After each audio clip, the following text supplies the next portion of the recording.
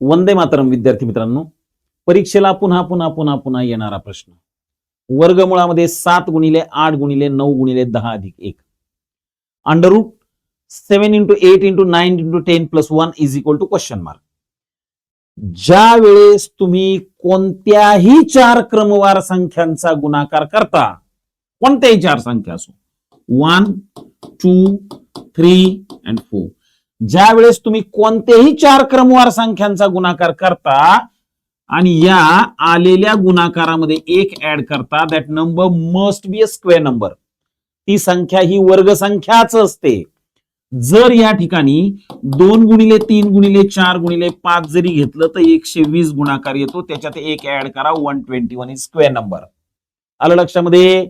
Yes. 3 into 4 into 5 into 6 360.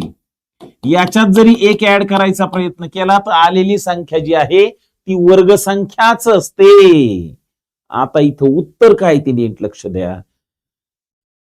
चार क्रमवार संख्यांचा गुणाकार त्याच्यात एक मिळवल्यानंतर मिळणारी संख्या वर्ग संख्या असं ज्यावेळेस असतं त्यावेळेस ही संख्या नेमका कशाचा वर्ग आहे, तर ज्या चार संख्यांचा तुम्ही गुणाकार केलेला आहे त्यातली सर्वात लहान आणि सर्वात मोठी संख्या यांचा गुणाकार करा, 6 18 आणि त्यात हा 1 मिळवा. हा 19चा स्क्वेअर आहे. हा 19चा स्क्वेअर आहे.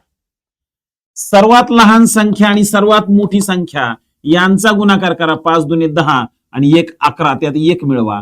हा 11चा स्क्वेअर आहे. सर्वात लहान संख्या आणि सर्वात मोठी संख्या यांचा गुणाकार करा आणि त्यात 1 मिळवा. 4 1 4 आणि 1 5, हा 5चा वर्ग आहे. आलं लक्षामध्ये? म्हणजे या प्रश्नाचं उत्तर तुम्ही आता एका सेकंदामध्ये देऊ शकाल. काय उत्तर आहे ते कमेंट मध्ये मला द्यायचंय आणि अशाच वेगवेगळ्या ट्रिक समजून घेण्यासाठी या पेजला फॉलो करा. धन्यवाद.